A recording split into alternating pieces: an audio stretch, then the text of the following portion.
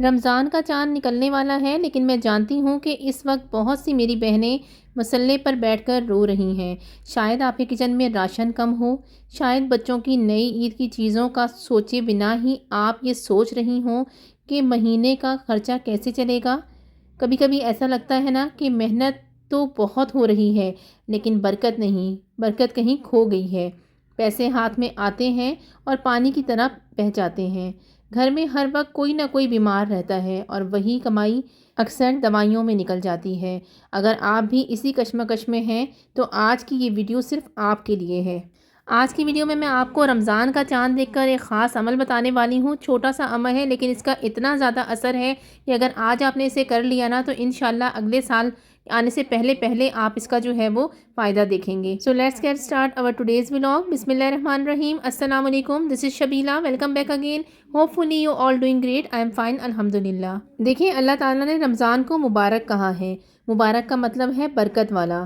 جب آسمان پر رمضان کا چاند نظر آتا ہے تو نظام کائنات بدل جاتا ہے، رزق کے دروازے کھول دیے جاتے ہیں۔ ہم اکثر پریشانی میں اتنے گھر جاتے ہیں کہ ہم اس رازق کو پکارنا ہی بھول جاتے ہیں۔ ہم بھول جاتے ہیں کہ وہ تو ایک چونٹی کو بھی پتھر کے اندر رزق دیتا ہے۔ آج میں آپ کو وہ نسخہ بتانے جا رہی ہوں جو ہمارے بزرگ خواتین کرتی آئی ہیں اور جس کے بعد انہوں نے کسی کے آگے ہاتھ نہیں پھیلایا۔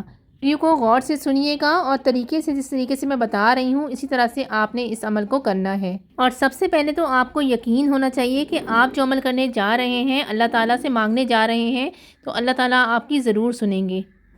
کیونکہ اگر آپ کا یقین پختہ نہیں ہے تو آپ جتنا بھی کوشش کر لیں آپ کا عمل ضائع ہو جائے گا۔ تو چلیں اب آپ کو جلدی سے بتاتی ہوں کہ آپ نے کس طریقے سے عمل کرنا ہے۔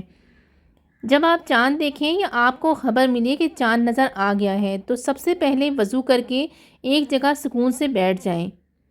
سب سے پہلا جو عمل آپ نے کرنا ہے وہ آپ نے 3 مرتبہ درود ابراہیمی پڑھنا ہے۔ اس کے بعد 3 بار آپ کو سورہ فاتحہ یعنی الحمدللہ پڑھنی ہے۔ اس سورت کو الشفا بھی کہتے ہیں، یہ بیماریوں کو جڑ سے ختم کرتی ہے۔ جب آپ 3 بار سورہ فاتحہ پڑھ لیں تو اس کے بعد آپ نے 7 مرتبہ اللہ کا صفاتی نام یا وہاب پڑھنا ہے۔ اس کا مطلب ہے سب کچھ دینے والا۔ اور سب سے آخر میں پھر سے آپ نے 3 مرتبہ درود شریف پڑھنا ہے۔ میں پھر سے ریپیٹ کر دیتی ہوں کہ 3 مرتبہ سٹارٹنگ میں آپ نے درود ابراہیمی پڑھنا ہے، اس کے بعد 3 بار آپ نے پڑھنا ہے سورہ فاتحہ کو، اور اس سورت کو پڑھنے کے بعد آپ نے 7 مرتبہ پڑھنا ہے یا وہابو، اللہ کا صفاتی نام یا وہابو کو آپ نے 7 مرتبہ پڑھنا ہے، اور پھر اس کے بعد لاسٹ میں آپ نے دوبارہ سے 3 بار درود پاک پڑھنا ہے۔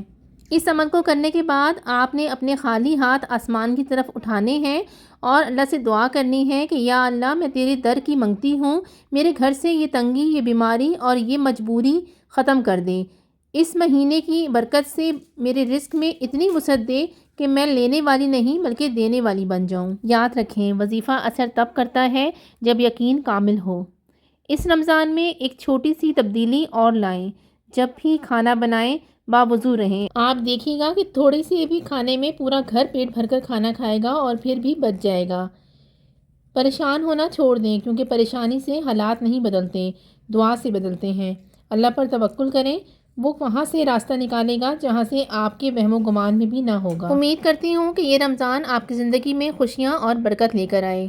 اگر آپ کو یہ ویڈیو پسند آئی ہو تو ان بہنوں کے ساتھ ضرور شیئر کریں جو ہر وقت پریشان رہتی ہیں، کیا پتہ آپ کی ایک شیئر کی گئی بات کسی کا بھلا کر دیں۔